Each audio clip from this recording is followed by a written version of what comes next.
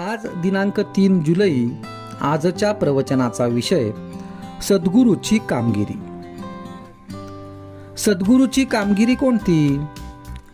आरशावर धूळ पडलेली असते, ती बाजूला सारायला सद्गुरू सांगतात. आपले चुकते कुठे ते सद्गुरू सांगतात. सद्गुरू आपल्याला मार्गाला लावतात. स्वप्नामध्ये तलावात पडला म्हणून ओरडू लागला, तोच जागा झाल्यावर ओरडायचा थांबला.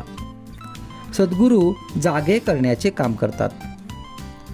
मला करायचेच काही उरले नाही असे ज्याने म्हटले त्याने सद्गुरू खरोखर केला असे म्हणावे. एखादा सुखवस्तू गृहस्थ मी स्वस्थ आहे असे म्हणतो, पण ते काही खरे नाही. मन जोवर गिरक्या मारते तोपर्यंत तो स्वस्थ आहे असे म्हणता येणार नाही. शिष्याच्या भावनाच गुरुला गुरुपद देतात. जो शरण जातो त्याचा कार्यभार सद्गुरू उचलतो. ज्याची दृष्टी रामरूप झाली तो खरा गुरु. जे चिरकाल टिकते ते गुरुपद समजावे. खरोखर सद्गुरू म्हणजे मूर्तिमंत नामच होय. गुरुने सांगितलेले अक्षरशः पाळणे हेच खरे साधन. संत कुणालाही देहाने कायमचे लाभले नाहीत. संतांना भगवंताचा जो ध्यास असतो तो महत्त्वाचा आहे. पुष्कळांना संतांची गाठ पडते, परंतु सत्संगतीचे महत्त्व न कळल्यामुळे बहुतेकांना त्यापासून जे व्हायला पाहिजे तो फायदा होत नाही. आपली जी कर्तव्ये ठरली आहेत ती आपण बरोबर करावीत. व्यापार थोडक्या प्रमाणात केला तर पुढे वाढतो. त्याप्रमाणे कर्तव्य करीत गेल्याने फलाची आशा आपोआप सुटेल. आपले कर्तव्य कोणते ते सद्गुरू आपल्याला दाखवून देतात.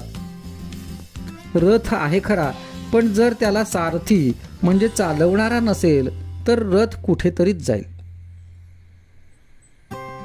केवळ गाडी माझी आहे म्हणून ती मालकाला चालविता येणार नाही.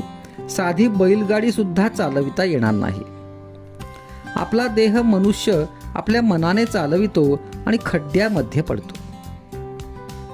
सद्गुरू हे गाडीवानाचे काम करतात आणि आपल्या देहरूपी गाडीला योग्य रस्त्यावरून नेतात. आपण नेहमी भगवंताच्या अनुसंधानात मग्न असावे आणि गाडीवानावर विश्वास ठेवून निर्धास्त असावे. मग कसलाच धोका उरणार नाही. आपल्या नशिबात जेवढे मिळायचे असेल तेवढेच आपल्याला मिळणार अशी वृत्ती बनून आपले हवे पण कमी होईल. मनाची ही वृत्ती झाली की जे घडेल ते भगवंताच्या इच्छेनेच घडेल असे आपल्याला वाटू लागेल. असे वाटू लागले की समाधानाने चालत घरी येईल. पण हे सगळे होण्यासाठी आपल्या अंतःकरणाची शुद्धता हा पाया आहे. आजचा सुविचार. संत चरणी विश्वास, त्याने भगवंत जोडला खास.